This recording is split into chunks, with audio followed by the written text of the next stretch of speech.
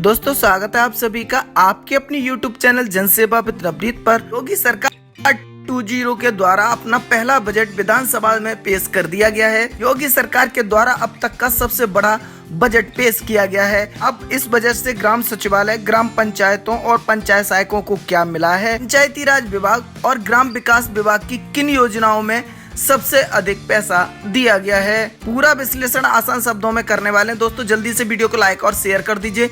Channel पर नए हैं तो चैनल को सब्सक्राइब कर लीजिए। तो दोस्तों आप लोगों को बता दें, ग्राम पंचायतों में विकास कार्य प्रमुख रूप से 2 विभागों के द्वारा कराए जाते हैं, जिनमें पहला है पंचायती राज विभाग और दूसरा है ग्राम विकास विभाग। सबसे पहले ये जानेंगे कि पंचायती राज विभाग को सरकार के द्वारा कितना बजट जारी किया गया है और किन योजनाओं पर सरकार ने अपना ध्यान केंद्रित किया है। तो दोस्तों यहाँ देख सकते हैं, बताया गया पंचायतों की आर्थिक स्थिति को त्वरित गति से सुदृढ़ करने के उद्देश्य से 15वें केंद्रीय वित्त आयोग की संस्तुतियों के आधार पर पंचायती राज संस्थाओं हेतु वित्तीय वर्ष 2022-23 के लिए भारत सरकार से प्राप्त होने वाली धनराशि के सापेक्ष 7,466 करोड़ रुपए की व्यवस्था प्रस्तावित है। यानी यहाँ पर ग्राम पंचायतों के आर्थिक विकास के लिए सरकार के द्वारा 7,466 करोड़ रुपए की व्यवस्था की गई है। इसके साथ ही आप लोगों को बता दें, स्वच्छ भारत मिशन योजना के अंतर्गत 2022-23 में 6,65,473 व्यक्तिगत शौचालय के निर्माण हेतु 12,000 रुपए की दर से और 1,460 सामुदायिक शौचालयों हेतु 3 लाख रुपए की दर से अनुदान दिए जाने की व्यवस्था है। योजना हेतु 1,788 करोड़ 18 लाख रुपए की व्यवस्था प्रस्तावित है। यहाँ देख लीजिए दोस्तों, सभी लोगों के शौचालय बनने हैं और सरकार केवल 1 साल के अंतर्गत 6,65,473 शौचालय का निर्माण कराने जा रही है, जिसमें सभी लोगों के खातों में सरकार 12,000 रुपए शौचालय निर्माण के लिए भेजेगी। इसके साथ ही वित्तीय वर्ष 2022-23 में ठोस तरल अपशिष्ट हेतु लक्षित 24,314 गांव की कुल आबादी लगभग 6.46 करोड़ को ठोस व तरल अपशिष्ट प्रबंधन से संतप्त किए जाने का लक्ष्य निर्धारित किया गया है। इसके साथ ही संपूर्ण परिवार सर्वेक्षण उत्तर प्रदेश योजना हेतु वर्ष 2022-23 में 10 करोड़ रुपए की व्यवस्था प्रस्तावित है। इसके साथ ही उत्तर प्रदेश मातृभूमि योजना हेतु 1 करोड़ रुपए की व्यवस्था भी यहाँ पर बजट में की गई है। तो कुल मिलाकर के पंचायती राज विभाग के लिए सरकार ने यही बजट जारी किया है। इन्हीं बिंदुओं पर काम होना है। सबसे ज्यादा फोकस अगर रहेगा तो वो रहेगा शौचालय निर्माण को लेकर के, और दूसरा सबसे ज्यादा ग्राम पंचायतों में फोकस रहने वाला है। तो अपशिष्ट पदार्थों के प्रबंधन को लेकर के सरकार व्यवस्था करेगी। यानी अगर प्रमुख रूप से देखें तो गांव में साफ सफाई को लेकर के सबसे ज्यादा फोकस किया गया है। अब बात कर लेते ग्राम विकास विभाग की। ये भी विभाग ग्राम पंचायतों में महत्वपूर्ण विकास कार्य कराता है।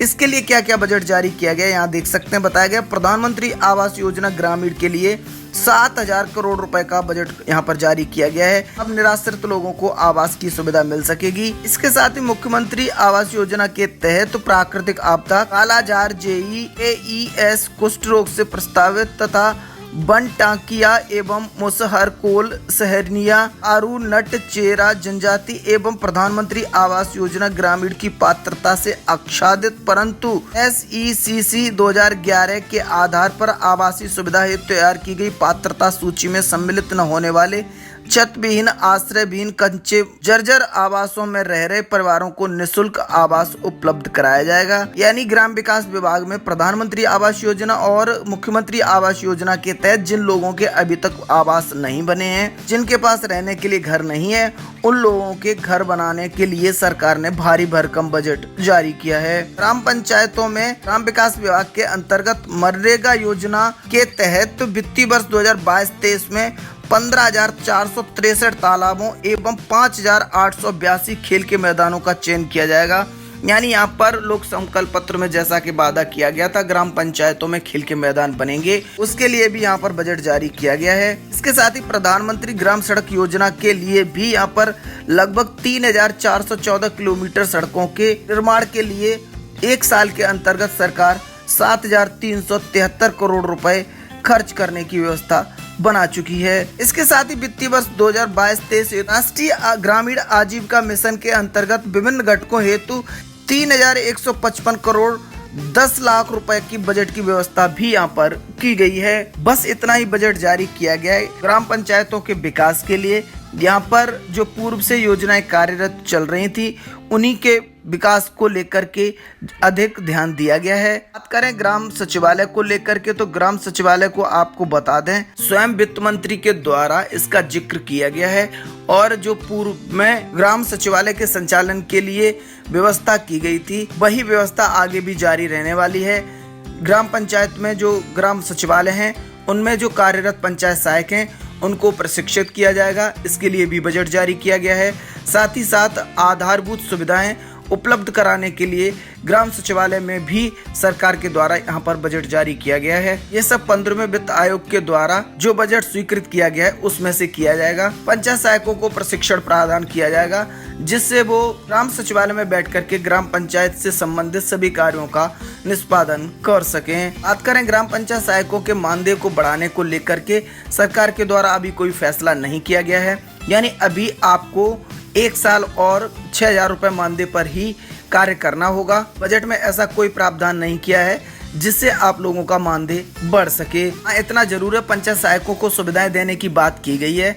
हो सकता है आप लोगों को बजट में आने जाने के लिए सरकार के द्वारा ग्राम प्रधानों के माध्यम से धनराशि उपलब्ध कराई जाए। साथ ही साथ जो ग्राम सचिवालय में स्टेशनरी वगैरह का खर्चा हो रहा है या अन्य सुविधाओं के लिए खर्चा हो रहा है उसके लिए ग्राम प्रधान निधि से बजट उपलब्ध कराया जाएगा, ऐसी बजट में जानकारी दी गई है। ग्राम सचिवालय में केवल बुनियादी सुविधाएं उपलब्ध कराने के लिए ही आ गया है। जो पूर्व से योजनाएं संचालित थी ग्राम पंचायतों में वही योजनाओं पर कार्य किया जाएगा। अब बात कर लेते हैं ग्राम पंचायत सहायकों की।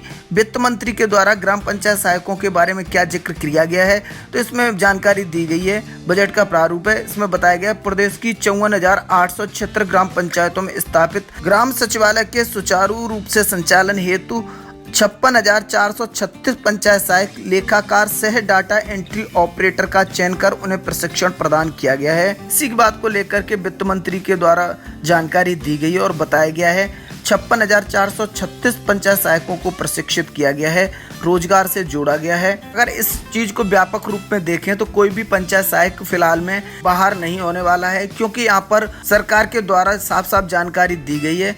इन लोगों को इसीलिए प्रशिक्षित किया गया है ग्राम सचिवालय में बैठ करके सुचारू रूप से कार्य कर सकें। अब अगर नए पंचायत सहायकों की तैनाती की जाएगी तो फिर उन लोगों को प्रशिक्षित किया जाएगा। इसमें सरकार का काफ़ी भारी भरकम बजट खर्च होगा, समय बर्बाद होगा, इसलिए सरकार कोई भी रिस्क नहीं लेगी। और जो पंचायत सहायक कार्य कर रहे थे वही पंचायत सहायक आगे भी कार्य करते रहेंगे। इसी को लेकर के वित्त मंत्री के द्वारा बजट सत्र के दौरान विधानसभा में जानकारी दी गई है। नौकरी सुरक्षित है, किसी प्रकार की टेंशन मत लीजिए, सरकार की मोहर भी लग चुकी है।